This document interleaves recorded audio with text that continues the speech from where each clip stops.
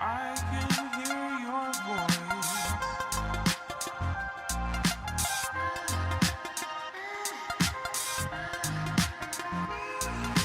I can hear your voice.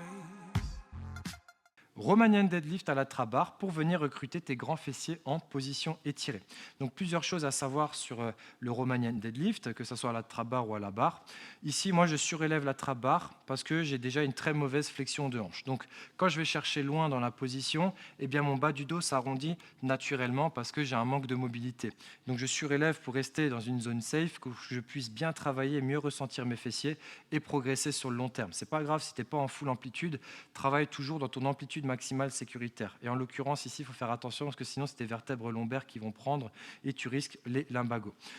Au niveau de l'exécution, tu vas chercher à pousser dans le sol pour te redresser. Ce n'est pas le fait de tirer avec ton dos qui va faire que tu vas réaliser le mouvement, mais c'est le fait de pousser dans le sol avec tes talons principalement lorsque tu es en flexion pour te redresser qui va te permettre de mieux activer tes fessiers.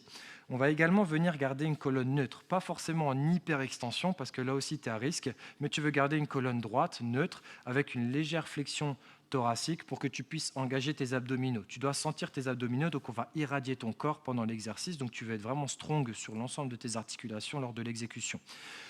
On va se mettre en position. On va également venir faire un torque au niveau des mains. Donc tu vas venir faire une rotation externe comme si tu voulais plier la barre pour engager ton grand dorsal et encore plus sécuriser la partie de ton bas du dos. On se met en position dans ton poitrine. On vient pousser les fesses en arrière. Je garde mon dos droit neutre. Je récupère la barre. Je viens torque au maximum, je rentre le nombril, je serre les abdos pour ressentir ma sangle abdominale qui est forte, je torque la barre et je viens pousser dans le sol pour réaliser mon mouvement. Je n'ai pas besoin de terminer le mouvement en hyper-extension, je peux rester dans cette position-là, ce sera déjà très très bien, sinon tu es encore une fois à risque. Tu contrôles la descente, 1, 2, 3, tu viens réactiver le torque, tu penses à pousser fort dans le sol, tu rentres le nombril, tu serres les abdos et tu pousses, tu contrôles, 1, 2, 3, tu pousses. Tu peux également squeeze tes fesses très légèrement pour venir garder une tension continue sur tes fessiers. Tu contrôles la descente. 1, 2, 3, dernière rep. Donc pour rappel, je rentre le nombril, je serre les abdos. Ma colonne est complètement neutre. Je viens torque au niveau de mes bras pour activer mon grand dorsal. Je squeeze très légèrement mes fesses pour garder une forte tension dessus. Je limite ma flexion de genou, sinon je me transforme en soulevé de terre traditionnel. Et je viens pousser dans le sol.